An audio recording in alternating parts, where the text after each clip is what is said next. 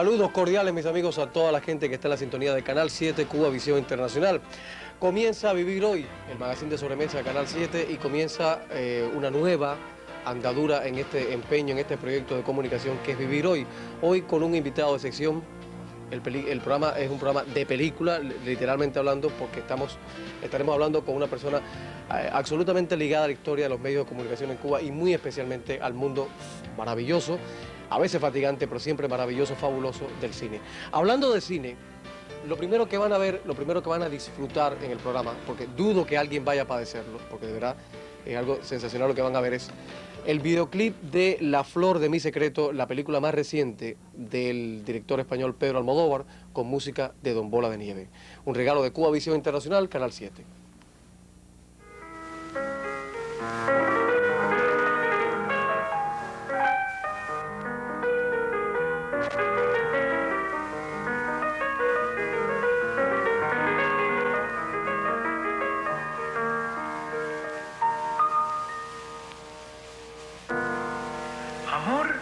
Yo sé que quieres llevarte mi ilusión, amor, yo sé que puedes también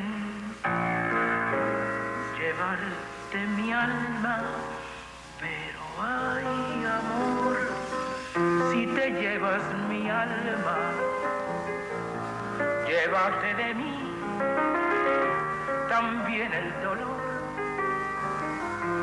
Llevo en ti todo mi desconsuelo y también mi canción de sufrir.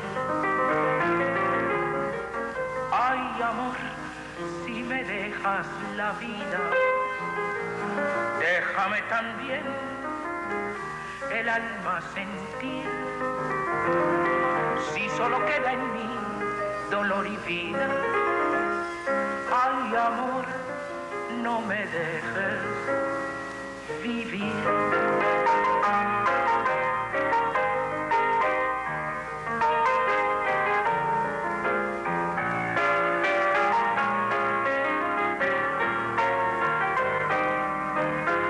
Lleva en ti todo mi desconsuelo y también mi canción de sufrir. Ay, amor, si me dejas la vida, déjame también el alma sentir. Si solo queda en mí dolor y vida, ay, amor, no me dejes vivir. No me dejes vivir. Ay, las cosas buenas de la vida. Mira que se han hecho canciones bonitas en este país. Hay Amor, Bola de Nieve, que forma parte de la banda sonora de la más reciente película de Pedro Almodóvar con Barixa Paredes y Manolo Arias y Juan Echanove, que también lo vi un momentico ahí. Bueno, el invitado mío, el protagonista hoy de Vivir Hoy, fue este señorito que está acá. En algún momento de su vida era este muchachito maravilloso y guapísimo que está aquí, ya con una pose abiertamente provocadora, histriónica. ¿Qué edad tendría en ese momento este niño? Pues tenía 3 años. Y ya a los 3 años, pues mire qué bien. A los 3 años se peinaba al lado. Se peinaba al lado. Enrique Pineda Barnet, bienvenido a Cuba Visión Internacional. Gracias. Bueno, ¿cómo presentar a Enrique Pineda Barnet? Como director de cine, como actor de teatro, como actor de radio, como actor de televisión, guionista, publicista, periodista, escritor de libros, hombre bueno donde los haya. ¿Cómo lo presentamos? ¿Por dónde empezamos? Que lo sabes casi todo. Porque hay un pajarito que me va diciendo las cosas. Sí, está divertido. Como director de cine, ¿prefiere? Pues no, porque yo creo que eso fue un elemento casual. Yo creo que eso fue un fenómeno de carácter casual. Yo te diría, realmente, que si yo tuviera hoy que definir una profesión o una manera de vivir o algo esencial para la vida, ha dado la vuelta toda. Todo se ha cambiado, todo se cambia. Todo cambia. Todo cambia. Esto es una muestra para que los vanidosos, los niños vanidosos sepan que algún día se ponen feos. Y que eso dura poco, que, lo que, lo que más dura son otras cosas. A ver, esta es otra muestra también fehaciente de que el tiempo pasa Para bien, Pineda, Y para mal. y para mal, Y las para dos mal, cosas. para mal. ¿Aquí usted qué edad tenía? Ahí tenía 17 años. Eran sus inicios como actor ya. No, yo había empezado a actuar antes. Y aquí esta foto está intentando remedar esta otra foto Ajá. X años después. No vamos Exacto, exacto. Aquí está. Óigame, pero a qué edad aproximadamente Enrique Pineda Barnet decide que se va a dedicar al mundo, digamos, de la cultura, para no decir Ahí. del arte? Ya, a esa edad más o menos. Ahí, exactamente. Mi madre me había comprado un regalo de Reyes y yo creía todavía en la maravilla de la magia de los Reyes. Y mi madre me había comprado un juego de laboratorio para que fuera médico como su padre, como su abuelo, como su bisabuelo, etcétera, como toda la familia. Y yo me encontré muy natural aquel regalo, tenía muchas probeticas, el juego de laboratorio, y yo las llené de agua en distintas colocaciones. No conocía ese principio, pero se me ocurrió, no sé por qué, y empecé a jugar con la marimba. Y ese día mi madre comprendió que se había equivocado con el regalo Que no era. y yo le pedí una guitarra. Ya. Enseguida los próximos Reyes me trajeron la guitarra, comencé a dar serenatas y ahí comenzó el problema porque mi madre y yo nos habíamos divorciado de mi papá. Y sí, porque fue una decisión De los dos, ¿no? compartida, sí, que todavía compartimos. Entonces, bueno, pues nos fuimos a vivir a un hotel porque la familia, como era una familia conservadora, por decirle de alguna manera bonita, pues decidió que en esa época, año 1935 más o menos, pues una joven de una familia bien no debía divorciarse, en fin. Y entonces, pues, mi madre y yo también decidimos hacer un divorcio un poco más complejo, que era un divorcio provisional, pero un divorcio de los prejuicios. Y decidimos ir a vivir a un hotel, que en aquel momento era un hotel muy bonito, que estaba en El Vedado, en la calle 25 y G. Hotel Palace, que en aquel momento ahora es un edificio muy viejo, pero todavía conserva cierto encanto de misterio arquitectónico. Y en aquella época había una emisora de radio en el último piso del edificio, en la torre del edificio. Era un hotel para diplomáticos, para gente que vive durante un tiempo estable. Y en esa emisora, en el último piso, trabajaba de locutor Enrique Santiesteban. Enrique Santiesteban fue una gran figura de la radiodifusión cubana, fue un gran actor, en aquella época era un gran animador, un gran locutor. Y Enrique, que era flaco y largo en aquella época, como nadie nunca más lo pudo recordar, porque siempre después fue un hombre Sí, ya más con bien... su pancita, ¿no? Sí. Pues Enrique me sentaba en sus piernas y allí yo cantaba todos los días en La Voz del Aire. Cantaba mis primeras canciones. Recuerdo que la primera canción fue Damisela Encantadora. Cánteme un pedacito de Damisela Encantadora. 1, 2 y 3, viene. Yo le hago la segunda y yo le hago la tercera. Apenas lo recuerdo. Damisela encantadora, damisela por ti yo muero. Si me miras, si me besas, damisela serás mi amor. Son canciones muy hermosas. Y muchas veces se la cantó a alguien con ánimo de seducir, de ligar. Sí, se la canté a una niña que se llamaba Ofelita, que me hubiera gustado que apareciera en algún momento de la vida, pero no tengo más referencias de ella, que vivía en la calle C entre 21 y 23, se llamaba Ofelita, y yo le cantaba Damisela Encantadora en los escalones del portal de su casa. Yo tendría 3 a 5 años, le cantaba Damisela Encantadora debajo de una enredadera de jazmines y piscuadas, y allí le regalaba jazmines y después le regalaba otras ofrendas. Qué bonito. Por eso yo siempre digo que las cosas de antes tenían como otro donaire. Yo, a esa edad, yo lo que cantaba era el Mozambique, de Pello La Froca. Sí, pero yo a Ofelita también le cantaba el platico de Ofelia, que era una guarachita que no me acuerdo que decía, le rompieron el platico de Ofelia, una cosa así, que era... Más escatológica, más... Sí, sí. Que obedezca. Óigame, aquí yo tengo, a ver si Oye, se el puede... café ese se va a enfriar y después no me Sí, lo voy vamos a tomar asomar. el café, sí. Sí. A ver si es verdad, porque en televisión todo es Este mentirita. es café del que vendan. El que vendan es bueno. Es café de verdad. Pineda, dígame una cosa con absoluta sinceridad. Usted no es una persona vanidosa, ¿verdad? Un poco. Bueno, el Sí. poquito que a todos nos toca. me No, imagino. no, yo creo que soy bastante vanidoso. Sí. Yo creo en la vanidad, con sus alas doradas. Y la controla fácilmente. La controlo cuando es necesario. Yo pienso que a veces la vanidad es un estorbo. Cuando la vanidad es un encanto, pues tiene su gracia. ¿Y cuando la vanidad es un Bueno, encanto? Atención a las mujeres que están en la sintonía, ¿eh? La vanidad es un encanto en el momento en el que se refiere a un tipo de seducción. a veces precisamente la modestia puede ser otro encanto, Sí. que también es una forma de vanidad, porque la modestia no es más que una vanidad escondida debajo de una fachada más sobria, más recatada, y en algunos casos puede ser pacata. De todas formas, el juego entre modestia y vanidad tiene su... Usted entonces ligeramente, digamos, en términos normales, generales, Sí. más o menos vanidoso. ligeramente modesto y sofocadamente vanidoso. Si estuviera Juan Formel decía una persona normal y un poquito acelerado, como dice Formel. Sí, Pero no es normal, ma nostálgico. non troppo. Normal, ma non troppo. Sí. Pero no es nostálgico. Usted no es una persona que Nostálgico. se deja mimar mucho por la nostalgia. Digamos. A veces sí, a veces sí. Por ejemplo, cuando usted ve toda esta fotografía que tenemos hoy aquí, No me da ¿a nostalgia. usted le da un poquito de nostalgia? No me da nostalgia. Me Por da... ejemplo, verse así, que es un era placer. todo un galán. Fíjense aquí Sí, cómo pero era. sabía muchas menos cosas que ahora. Ya. Esa es la recompensa de la edad. Esa es la vanidad y la modestia a la vez. Óigame, aquí hay fotos de sus inicios, fotos de... Esto es televisión ya, ¿verdad? Esa es televisión. Sí. Mire aquí. Justamente, la vida me repitió estar de nuevo al lado de Enrique Santiesteban. Este es Enrique Santiesteban. ¿Por qué no me cuenta de esos primeros tiempos en televisión? Porque usted es Esto prácticamente la fue persona muy que se hermoso. asomaron. Esto fue un programa Hallicraster Frieder de un experimento. Este programa lo dirigía Ernesto Casas Rodríguez. Ernesto Casas Rodríguez, que había sido un gran fundador de la radiodifusión cubana. Su padre fue el que fundó la Radio Nacional con la COCO y fue el autor de esa maravilla de género musical que es la criolla.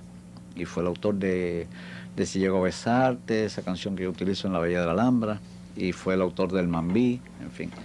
Ernesto, que fue locutor, actor también, todas esas cosas, y dirigía un programa después de haber fundado toda la programación musical de la televisión cubana. La fundó Ernesto Casas con el Gran Teatro Eso. Ahora estoy tomando una venganza de una ausencia que hubo en otro programa acerca de esto. Ernesto fundó toda la programación musical, hizo el Gran Teatro Eso, con toda la historia, la zarzuela, toda la zarzuela y toda la opereta universal pasó por ahí, con las grandes figuras cubanas, en programas en vivo de 2 horas de duración, tremendo. Y entonces Ernesto tenía este programa, se llamaba Hallicraster Frieder, y nos visitó Dalia Íñiguez, una gran actriz y recitadora cubana que vivió toda su vida prácticamente en el exterior.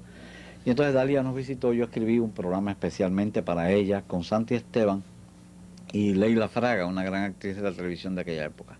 ¿Pero qué edad tenía usted en ese momento que ya era guionista de televisión? Yo tenía 19 años en ese momento, 19 años. A ese año había ganado, eso fue en 1953. Ese año había ganado, sí, agosto 25 del 53, Viaje al Sueño, programa Hallicraster. Había ganado el premio Hernández Catá de literatura. ¿Cuento? Sí, de cuento. Y entonces estaba escribiendo este programa Hallicraster. Hicimos un experimento muy interesante, quizás para hoy resulta un poco todavía exótico. Nosotros hicimos un circuito cerrado de escenografía con ciclorama negro, todo el estudio. Las cámaras estaban por fuera. Entonces las cámaras tenían sellados los foquitos, los bombillos, Sí, y estaban por fuera del set. El set todo era de una cortina, como de un marquiset transparente con ciclorama detrás. Las cámaras estaban entre el ciclorama negro y el set de cortina. En ese set de cortinas estaban colgados los espejos y los elementos escenográficos, y dentro todo era como esto que vemos acá en la foto, ¿no? Esta gran escenografía, que es como de una casona, ¿no? Con sus cortinajes, sus columnas. Pero quiere decir, no se veían los coordinadores, ni los artistas no veían las cámaras. No. Los artistas no veían las cámaras, y el programa era circular. Es decir, como era un programa además en vivo, pues el programa era todo circular y se llamaba La Cuarta Pared.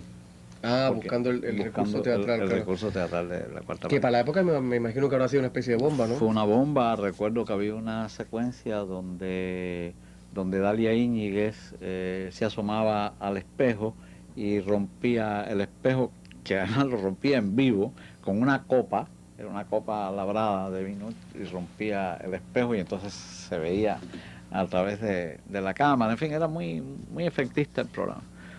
Ese fue un programa un poco sensacional, fue bastante interesante como carácter experimental. Hoy 30 y tantos años después, Pineda, echa de menos ese trabajo suyo en televisión? ¿Le gustaría volver de nuevo a la televisión? Porque, y se lo digo sin acritud ninguna, los directores de cine suelen ver a la televisión como ese hijo bastardo o ese pariente de provincia que viene a molestarnos en las vacaciones. No, yo amo la televisión tremendamente. ¿Se atrevería a ser un Como- dramático en televisión? Sí, sí. Lo que pasa es que de la televisión añoro sí una cosa, el programa en vivo. Porque creo que si algo caracteriza el medio es el carácter en vivo de la televisión. Esa emoción que tiene, lo efímero que tiene el teatro y que tiene la televisión, esa posibilidad de comunicarnos al momento, ese encanto que es comunicarse al momento con alguien que sabemos que está del otro lado y a distancia, que nos oye, que nos ve, que está compartiendo con nosotros la emoción de ese momento. Eso el cine no lo puede tener. Claro. Cada medio tiene su gracia, su encanto. Yo añoro los programas en vivo. Tengo nostalgia de los programas en vivo. Quisiera hacer programas en vivo improvisando elementos, Lo que pasa es que se pasan sorprendiendo unos lugares. sofocones los programas en vivo que... Pero ese es el sofocón, esa es la verdad, emoción. es el sofocón. Esa es la emoción. A Pineda Barnet, mis amigos, habrá que agradecerle muchísimas cosas. Oye, mami, habrá que agradecerle como si ya estuviera marmorizado. Hay que agradecerle muchísimas cosas que están ligadas, muchas de las cuales con el desarrollo, con cosas muy hermosas en la cultura cubana. Y no solo en la cultura cubana, sino en la vida sociocultural cubana. Podríamos estar hablando horas del Pineda de puertas adentro, del Pineda, no del Pineda artista y promotor cultural, sino de la persona, del hombre que es Pineda Barnet, del hombre que un día, al margen de todos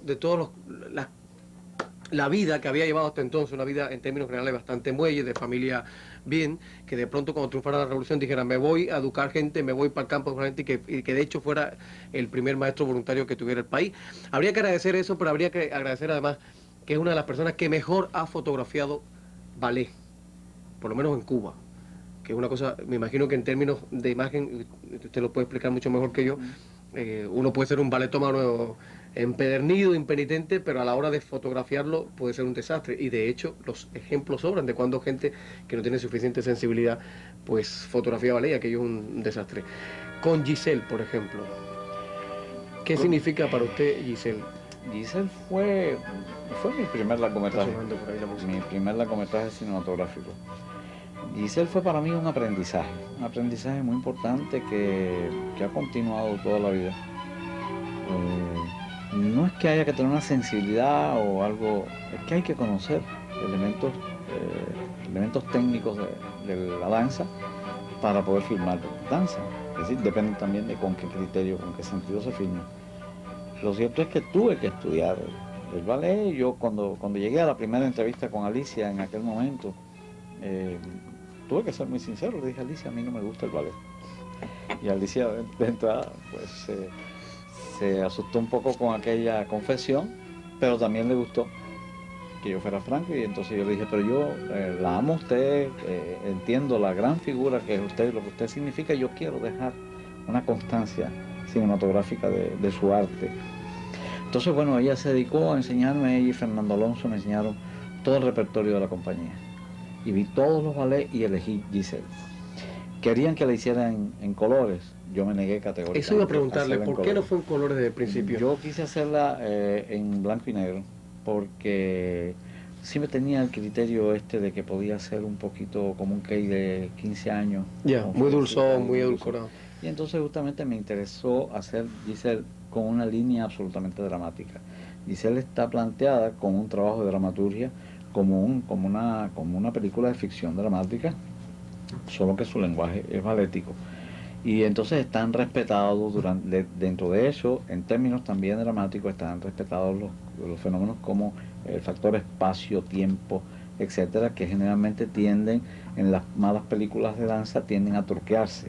Es decir, se truquea para hacer más virtuosos a los bailarines, Claro. etcétera. Entonces, en este caso, justamente lo valioso, por ejemplo, lo que dijo Arnold Haskell, que es uno de los críticos de ballet más grandes que ha dado la historia del arte danzario, dijo que Giselle, esta película era la película de ballet más importante que él había visto, pero lo decía en ese sentido, no lo tomo en ese sentido, sí, no debo ser vanidoso, sino debo entender lo que profesionalmente dice Arnold Haskell, que en cuanto a ese respeto por la danza y ese respeto por la dramaturgia que tiene la película. En este momento la película sigue exhibiéndose, es la película más solicitada en el Museo de Arte de Nueva York. Metropolitano de Nueva York. Ya de eso teníamos noticia aquí, sí. Es la película más solicitada, todavía se vende a $75 el cassette. Dígame usted. El video. Óigame, Pineda, ¿y cómo fue trabajar con Alicia? Porque ya Alicia obviamente era una diva, era un Ya, mito de la diva. cultura occidental. ¿Y cómo uno se enfrenta a un mito? ¿Cómo uno puede...? Yo he trabajado con unas cuantas divas y por algo son divas. Son divas porque a la hora de trabajar Alicia sí es muy modesta, a la hora de trabajar sí es muy crítica, a la hora de trabajar sí es implacable. Implacable con el arte, implacable con lo que hace. Cuando digo implacable lo utilizo en términos de ir hasta el fondo, de ser cruel consigo misma y de ser cruel con lo que haya que ser para obtener un resultado artístico gigantesco como es lo que ella logra. Eso me ha pasado siempre cada vez que he trabajado con una gran figura. ¿Con Alicia hay alguna anécdota que usted quisiera significar? Con Alicia hay anécdotas. Algo bien indiscreto, así.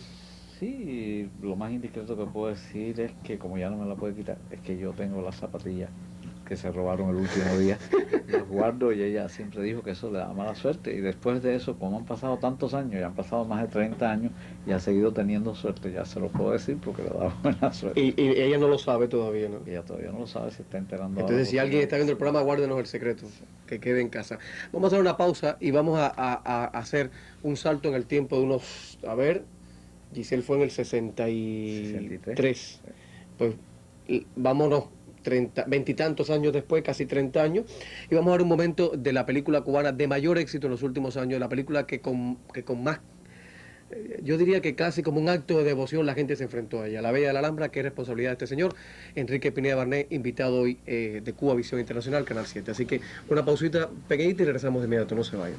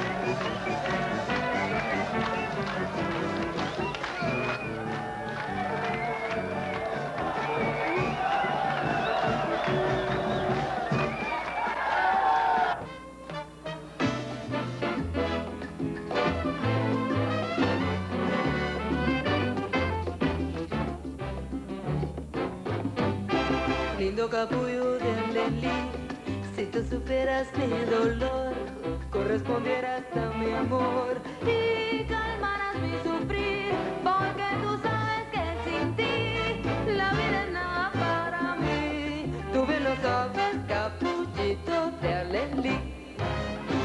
No hay en el mundo para mí otro capullo de Alelí, que yo le brinde mi pasión y que le dé mi corazón. Tú solo eres la mujer a quien he dado mi querer y te brindé lindo Alelí, fidelidad hasta morir. Por eso yo te canto a ti, lindo capullo de Alelí, dame tu aroma seductor y un poquito de tu amor, porque tú sabes que sin ti la vida es nada para mí. Tú que lo sabes, capullito de Alelí.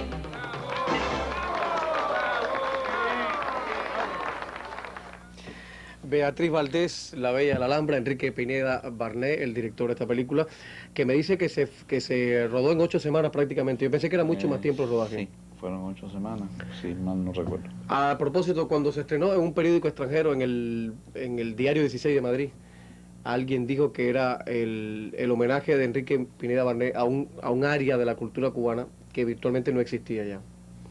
Al teatro vernáculo, a la manera vernácula de ser el cubano. Y yo, cuando leí la crítica, decía, bueno, ok, el teatro vernáculo quizás ya no exista, o no exista de hecho, o no exista con la misma fuerza hace 40, 50 años. Subestimado.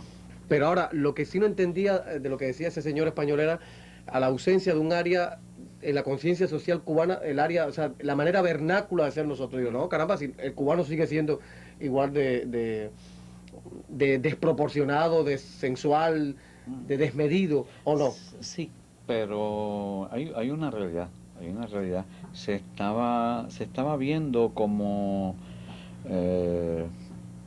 un elemento, digamos, de culpa, como un elemento de defecto y no como un factor auténtico de la condición del cubano, claro. Del que hay que sentirse absolutamente orgulloso, ¿no? Es tan legítimo como la comedia del arte, digamos. Claro. Para los italianos. Y por ejemplo, en el caso suyo, con esa imagen suya de Ario, con esos ojos claros y ese pelo así pero cenizo. cuando toca un cajón ya se va. Ya, ahí se quería destiñe, caer. todo eso se destiñe. Por ejemplo, usted, Puertas Adentro, Sí. un buen guaguancó cantado por Celeste Mendoza. Y puertas afuera también, puertas lo afuera bailo también. en donde quiera. En Puerto Rico, cuando hay fiesta, acá, cuando hay fiesta, donde quiera.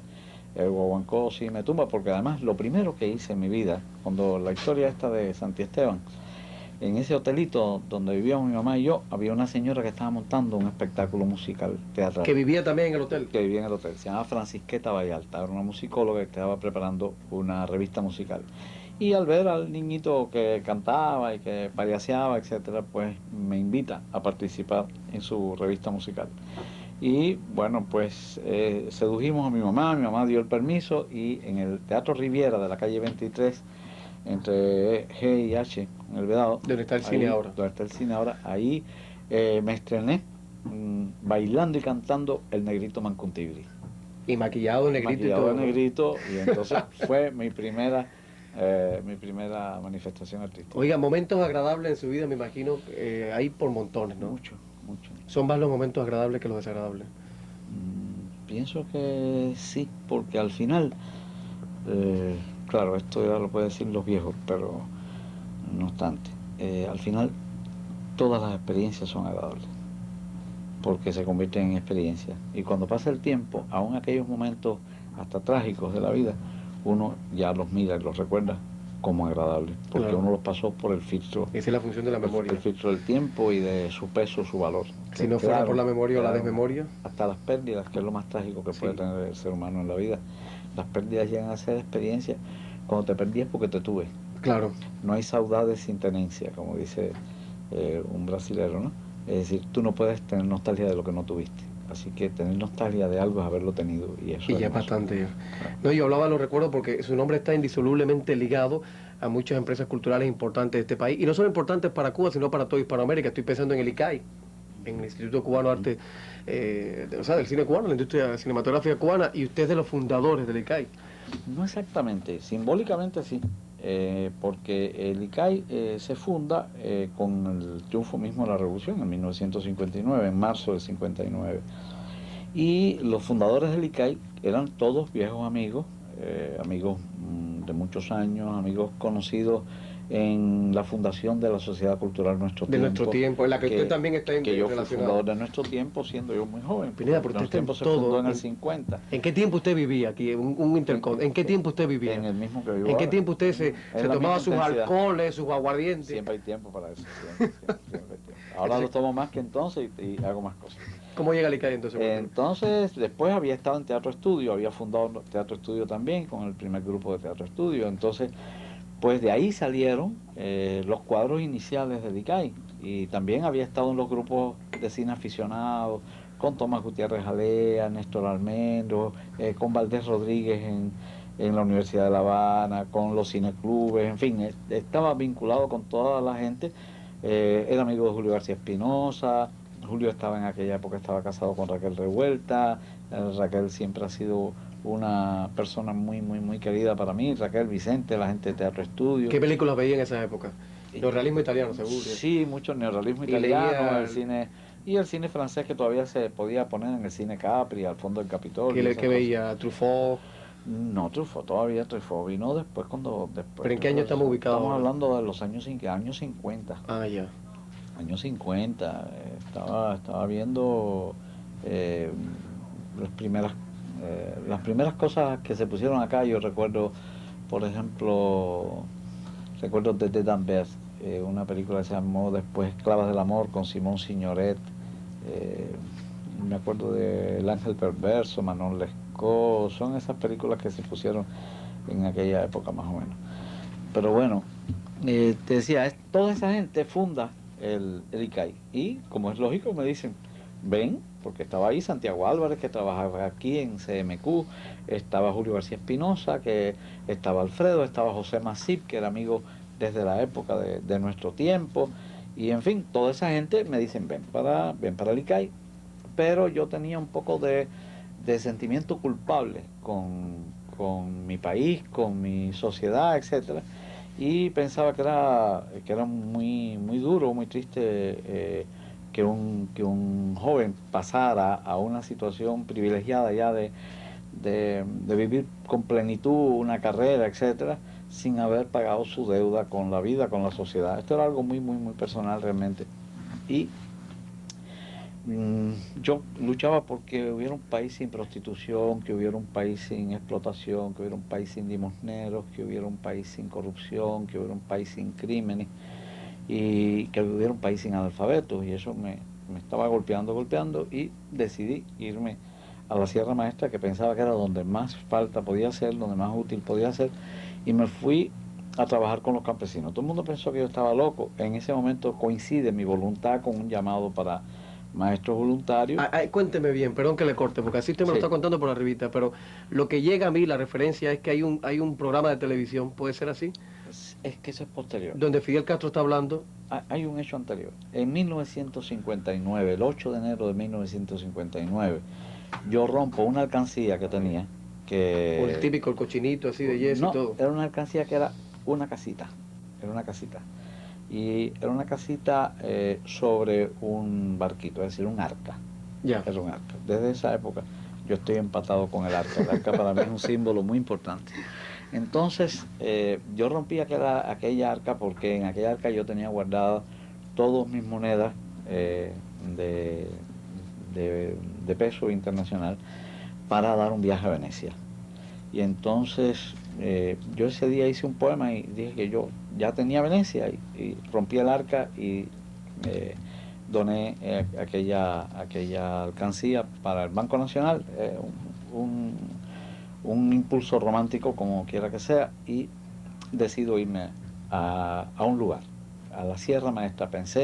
Yo dije, la Sierra Maestra es lo más remoto, lo más recóndito, donde más puedo ser necesario, más útil. Yo no sabía haciendo qué, porque yo lo único que sabía hacer era teatro, televisión, esas cosas.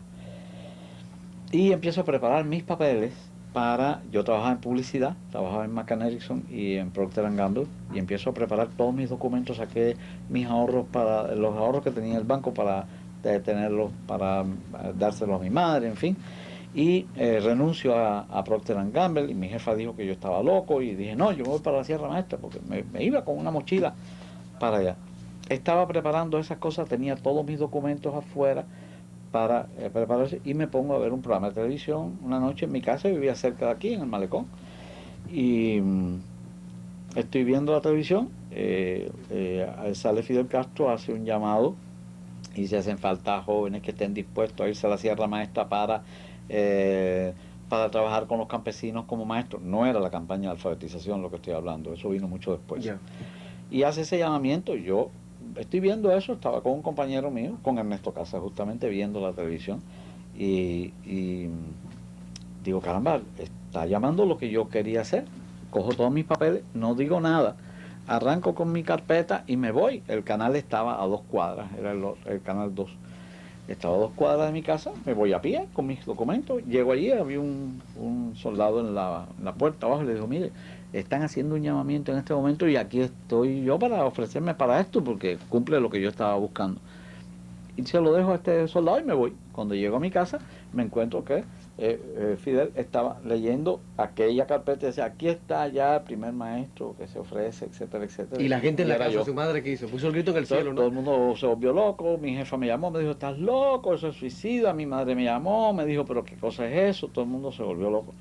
Y me fui para la Sierra Maestra, estuve 2 años en el lugar más maravilloso y en la experiencia más linda y sigo diciendo que si volvería a ocurrir lo mismo, volvería a ser lo mismo. Estas Si son fotos de volviera a esa creer época. en las mismas cosas, volvería a hacer las mismas cosas. Pineda, dígame una cosa, y después, todos años después, no se ha visto con esa familia con la que Sí, usted los he compartió. visto, todos los he visto. Los niños del cilantro, que ya son los abuelos de los niños del cilantro.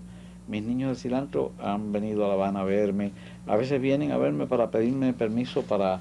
Ya no, ya pasó tiempo, pero venían a verme para pedirme permiso para tener una novia, para casarse. ¿Qué le parece? Una alumna venía y me decía, ¿qué le parece, maestro? Elegí tal fulano, tal muchacho. No me diga. ¿Me debo casar con él o no? En fin. Hay algunos de ellos que son hoy maestros, otros ceramistas. Tengo uno que estoy muy bravo porque está de policía, a mí no me gusta que esté de policía. Tengo una que es enfermera, otro que estudió medicina, todos esos niños de la Sierra Maestra. Pineda, eso debe ser realmente muy reconfortante. O sea, porque de pronto uno pasa, empieza a cumplir años, los cumpleaños que yo digo que llegado a cierta edad, en vez de cumpleaños, deberían darle a uno el pésame, ¿no? Porque son más años que le va cayendo a uno. No, ¿qué va? ¿No? ¿Por qué pesa? ¿Por qué me dice que no? No. Yo tengo mis razones para decirle que sí, porque usted me dice que no. Mis razones son, lo único lamentable es que queden menos años, pero los que he vivido no me No, los yo es quita que le nadie. confieso que es que ya después yo digo, bueno, ¿qué voy a hacer de viejo? ¿Qué voy a hacer? Y si la fuerza no me alcanza, no me... Pero Lo que a vas a donde hacer de quería... viejo, lo mismo que estoy haciendo yo contigo ahora. Le vas a contar a otro. Sí, lo que pasa es que todo el mundo no ha Claro. llevado su vida. Imagínese que voy a contarle yo a mi Lo nieto. importante es que la lleves. Si llevas tu vida no hay problema. A eso Lo quería importante llegar. es que lleves la vida. Ahí quería llegar, que decía, qué reconfortante debe ser, por lo menos haber hecho alguna cosita. Y después, Todo al lo cabo de que los hagas. años, decir, bueno, Tener hijos es una cosita, sembrar árboles es una cosita, tener un jardín bonito es una cosita. Eso, todo con los eso. amigos, tener buenos amigos. Tener buenos amigos. La vida no hay que hacerla monumentalmente, no hay que hacerlo todo grandioso. Si haces pequeñas cosas y las haces con todo tu amor, con toda tu intensidad, con toda la creatividad, vas a sembrar flores, tener hijos, crear árboles y otros harán otras cosas monumentales a través de lo que tú hiciste. Hubo algo especialmente agradable que le dijera a alguna persona. Cuando se estrenó La Bella y la Alhambra, yo le vi a usted una entrevista de televisión y contaba que la gente le decía cosas muy cálidas sobre la película, sobre todo los mayores. Sí, y los jóvenes, me y los gustaba jóvenes más también. que me lo dijeran los jóvenes, porque yo pensaba que los mayores podían ver la película por nostalgia, pero me gusta cuando me la dicen los jóvenes porque se encuentran en ella de alguna manera. Y eso imagino que le habrá alegrado muchísimo. Claro, claro. Muchísimo. Y me ocurre todavía en muchos países cuando llego, me ocurre y me hace también muy feliz porque pienso que trasciende una barrera, ¿no? A mí me parece formidable que eso pase de alguna manera. Bueno, cuando yo sea grande, me gustaría hacer una película como la suya, sí. A ver cómo nos ponemos de acuerdo. Cuando yo vuelva a ser joven me gustaría hacer un programa como el tuyo. Vamos a hacer otra pausita, mis amigos, y vamos a ver otro momento de La Bella y la Alhambra, dirigida por Enrique Pineda Barnet, que reitero es nuestro invitado hoy en Canal 7, Cubavisión Internacional.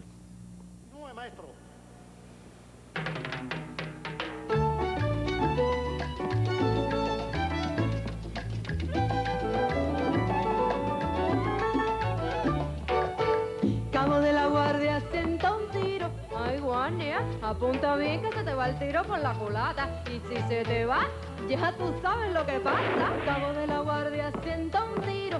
Ay, que estoy herido.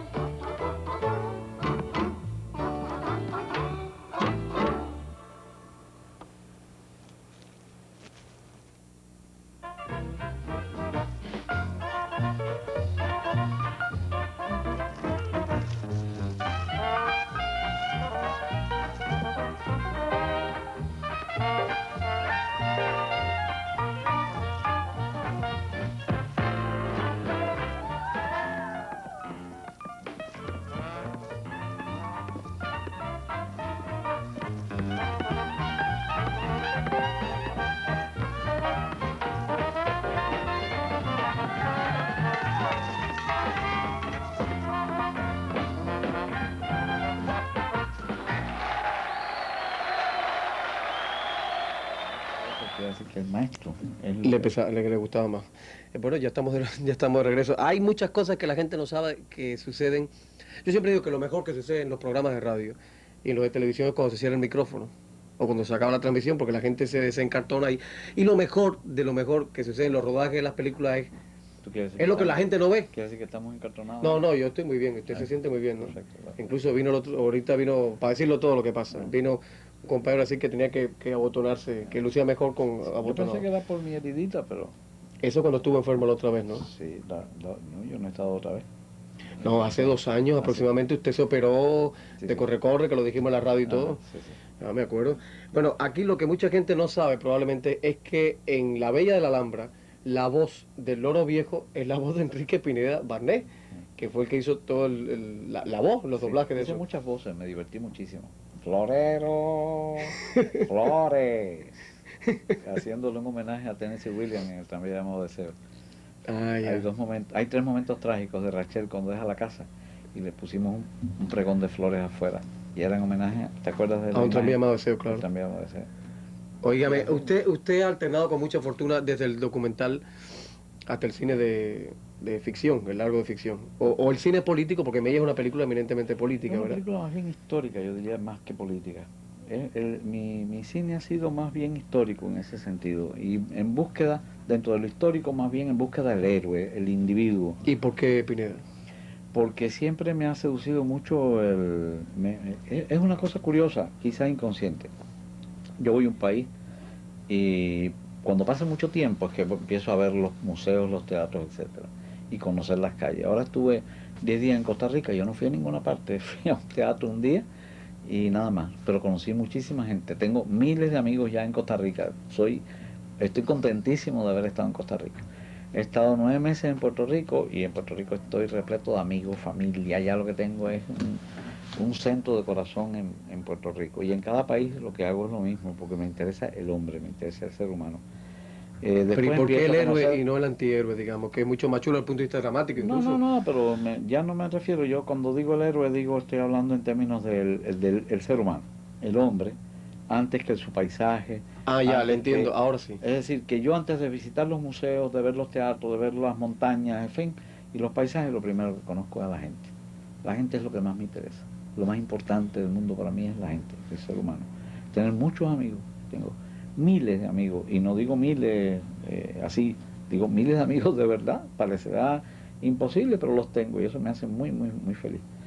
Entonces, eso es lo que cultivo, la relación humana, y lo que me interesa es el ser humano en las películas, el hombre. Por eso busqué en mi primera película documental, que es un documental con métodos de ficción, busco a Fran País. Estoy buscando el héroe joven, que es un antihéroe al mismo tiempo, porque está lleno de contradicciones, porque es un carácter que estudiarlo para mí produjo un cambio importante en mi vida, porque es un joven que muere asesinado a los 22 años, y a los 22 años ya era poeta, era músico, era maestro,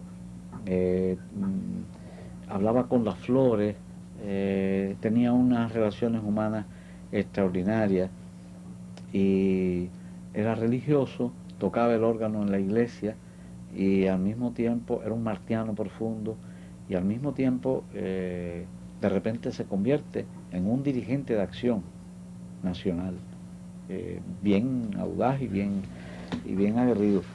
Y eso me sedujo mucho como personaje. En el caso de Mella, me seduce Mella, un hombre también que muere apenas con 20 y pico de años, y se convierte en un líder internacional, en una figura internacional que representa a los jóvenes de vanguardia en un momento de su tiempo. Y entonces su proceso, la evolución de su pensamiento, y de su pensamiento ideológico, y de su reflexión como hombre maduro, un hombre que estaba en ese momento vinculado conceptualmente a Mariátegui, a ingenieros, y después me encuentro que Fran País tenía una evolución semejante.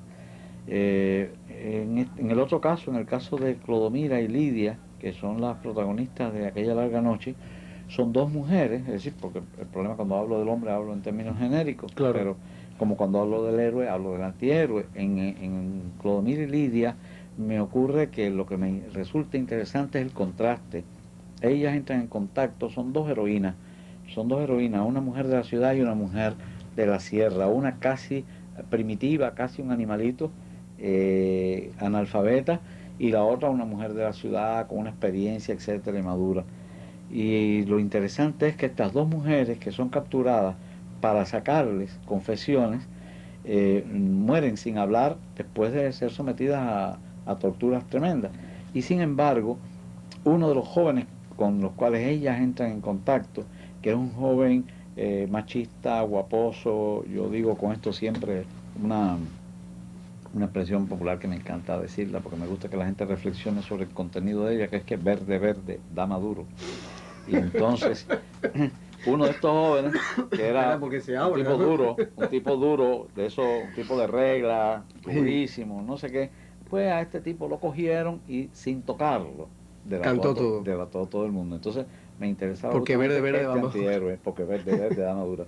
Siempre ocurre.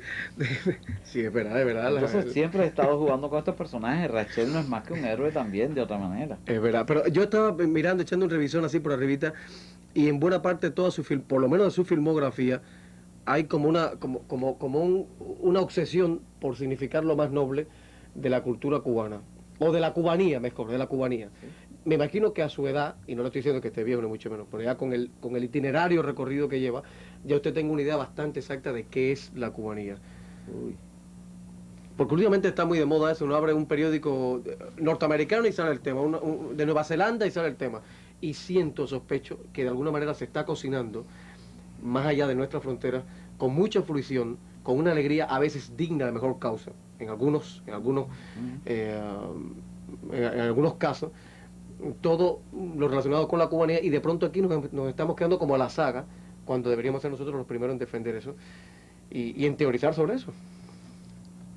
Sí, esto abarcaría un programa completo. Sí, o varios. En este momento yo estoy desarrollando talleres de creatividad con alumnos de todo el Caribe. Estoy haciendo una investigación que se basa en dos preguntas. Una, ¿cuáles son las potencialidades creativas del ser caribeño?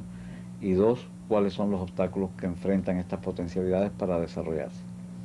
Sobre esta base hay todo un taller de creatividad cuyos puntos fundamentales son, primero, la identidad. Lo primero que le pido a los alumnos es cómprese un espejo.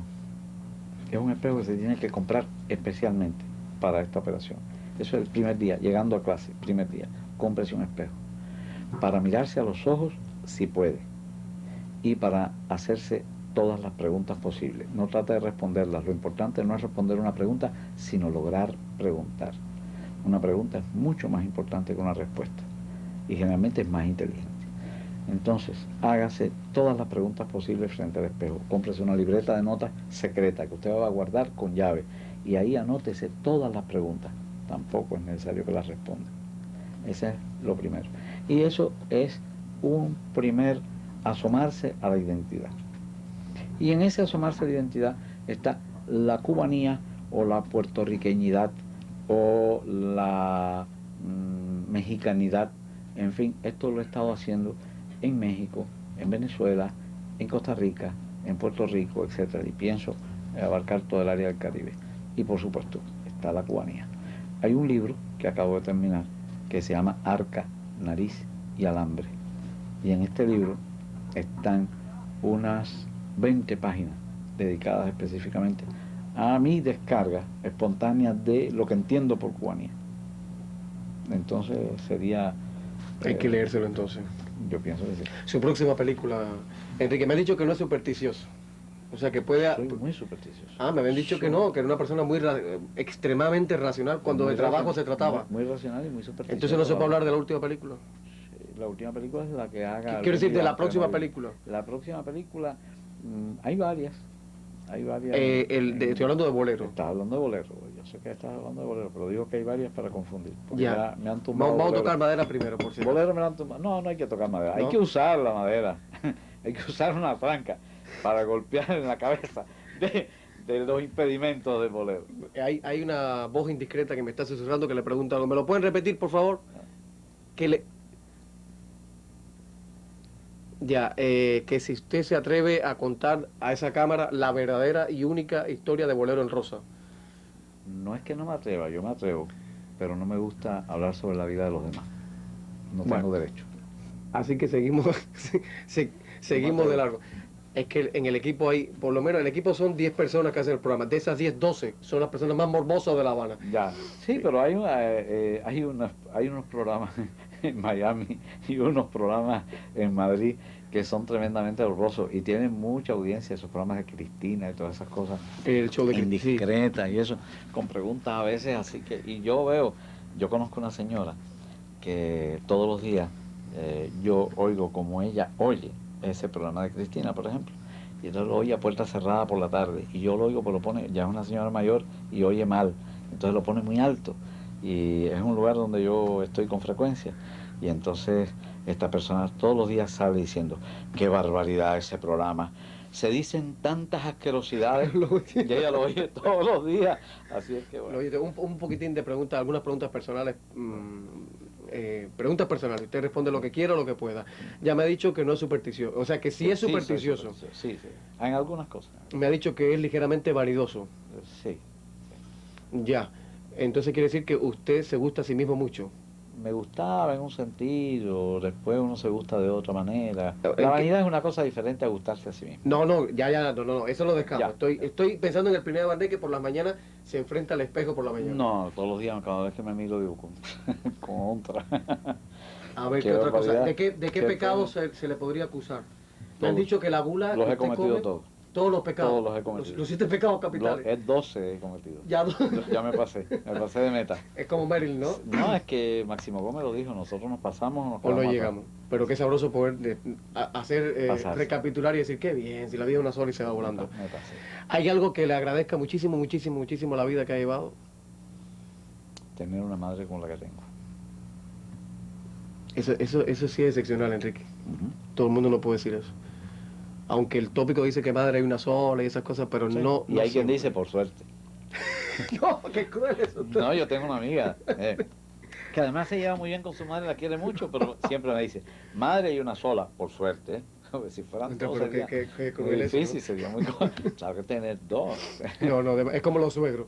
Claro. No, suegra hay una sola y a veces mejor que no tenga, yo no tengo ninguna. No, un amigo mío dice, lo mejor es casarse con una mujer huérfana, que haga fijación con uno y vean uno el padre, la madre y todo eso, ¿no? Eso No es para muy tanto, ¿no? incestuoso. No es para tanto. Enrique, algo que yo quisiera preguntarle, si le fuera dado son preguntas muy tópicas, pero en fin, son las preguntas que se hacen siempre en un programa como este. Si le fuera dado la posibilidad de regresar a los inicios, ¿volvería a hacer las mismas películas que hizo con los mismos presupuestos ideológicos, estéticos? En un momento donde los actos de contrición son cosas tan naturales, donde todo el mundo, después que se cae el muro de Berlín, todo el mundo como que está recogiendo pita y replanteándose nuevo. ¿Usted volvería a apostar por las mismas utopías que apostó desde jovencito? Mira, siempre digo, si volviera a vivir y volviera a creer siempre en las cosas en las que he ido creyendo durante el transcurso de mi vida, haría las mismas cosas, daría los mismos pasos. Creo que naturalmente sería muy poco inteligente si no hiciera rectificaciones, porque tampoco es Claro. tercamente decir, me siento orgulloso de lo que hice. No me siento orgulloso de lo que hice, creo que hice muchas cosas deficientemente. Trataría de hacerlas mejores. Y haría algunas correcciones. Pero son casuísticas, tendría que verlas en cada una y cada una dentro de su contexto. Las cosas descontextualizadas No tiene sentido, tienen el mismo sentido. Pero sí, sí, haría las mismas cosas. Voy a presentar otro fragmento de La Bella de la Alhambra, pero antes de presentarlo quiero otra respuesta rápida de Enrique Pineda Bernet. Sé que su próxima película está relacionada de alguna manera con el mundo del bolero. ¿Cuál es el bolero de su vida, Pineda? ¿Cuál es el bolero con el que usted utilizaría para seducir a alguien?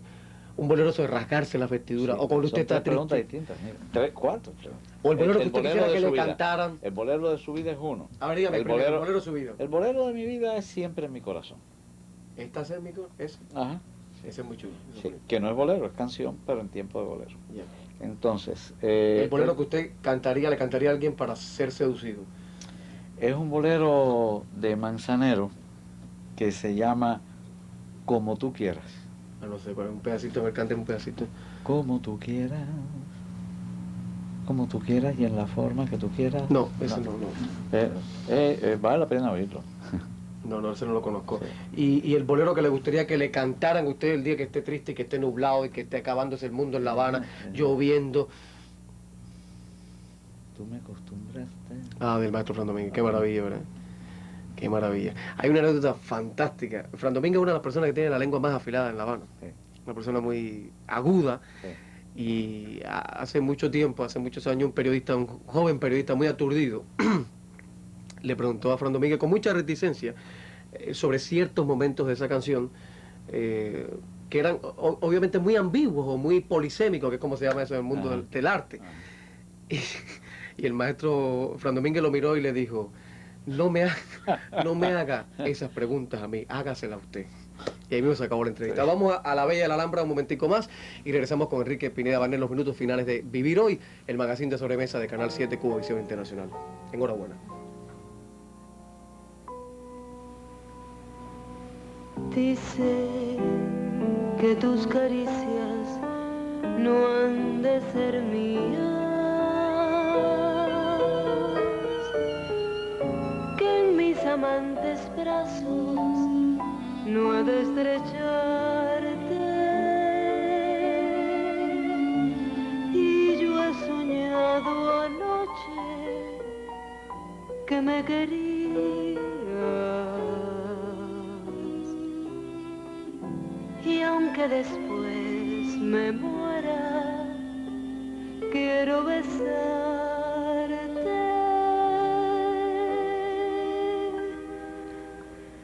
Dame un beso y olvida que me has besado. Yo te ofrezco la vida si me la pides, que si llego a besarte como he soñado,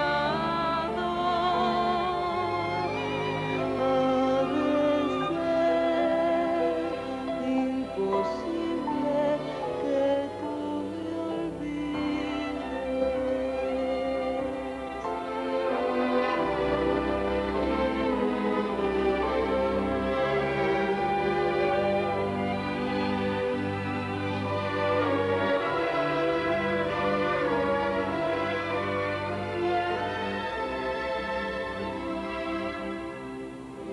Que si llego a besarte como he soñado, ha de ser imposible que tú me olvides.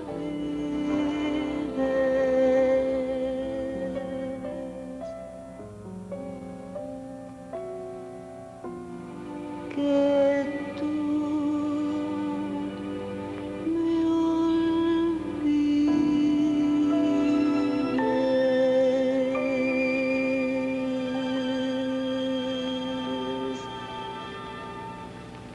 Qué maravilla.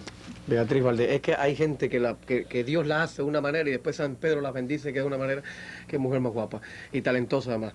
Enrique Pineda Barnet, muchísimas gracias por haber estado con nosotros acá en Cubovisión Internacional. Gracias. Yo quisiera que usted viniera en otra oportunidad a contarme todos los chismes que se quedaron sin ser contados de los rodajes de La Bella de la Alhambra y todos los chismes. Es que usted no quiere hablar de la gente y eso está bien que sea ético, pero usted ha conocido millones de gente del mundo del espectáculo que sería formidable que los contara alguna vez. Bueno. Así que en cualquier momento lo invitamos de nuevo. Con 2 abogados, por si nos ponen pleitos después, ¿no? Muchísimas gracias, Pineda. Muchísimas gracias a ustedes, mis amigos, por la complicidad, por la sintonía. Regresamos aquí a Cuba Visión Internacional cualquier día de esto. Hasta entonces, y lo de siempre, que la buena suerte nos acompañe absolutamente a todos. Hasta la próxima.